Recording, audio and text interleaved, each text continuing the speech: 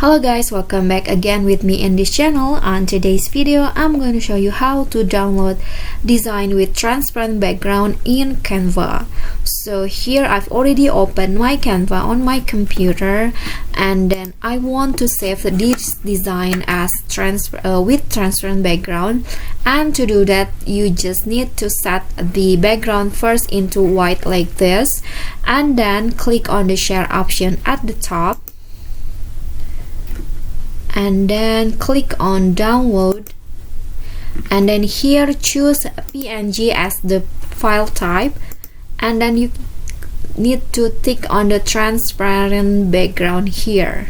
Click on this, and then you can also compress the file.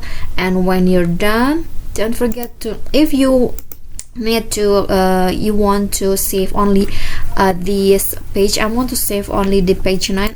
I'm going to click on this, the current page, and then just click download, and your design with transparent background has been saved into your phone gallery or your PC gallery. Okay, so that's it from me.